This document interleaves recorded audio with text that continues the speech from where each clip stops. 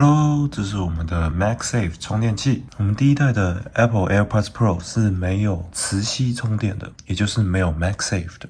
所以我们在对准无线充电的时候，我们要自己对准，它是无法直接吸上来的。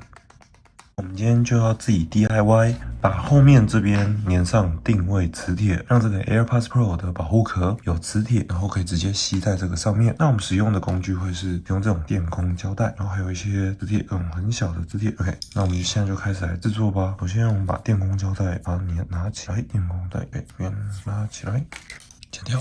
那我们放成这样，就先用这样子的形态固定在这个地方，然后磁铁放上来，就是等一下我们要把它粘上去的位置。然后这边也是一样，这样2个 ，OK， 这样第一边就固定好了。再来我们换到这一边也是一样的方法，去控制这边的长度，大概差不多这个长度，把你点下来，我们把我们的磁铁把它分开，粘上来，摆好。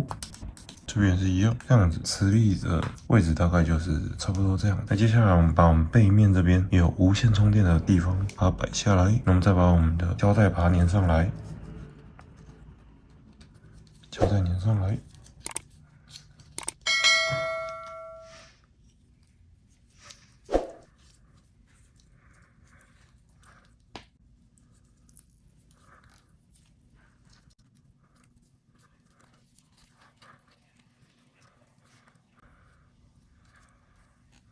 这样子我们就完成我们将 AirPods Pro 加上磁吸充电的方法。我们只要4个磁铁加上胶带，这样就可以把它粘上来了。那我们也可以确认它可不可以开启，这样是没有问题的。好的，那我们来看一下它的定位效果。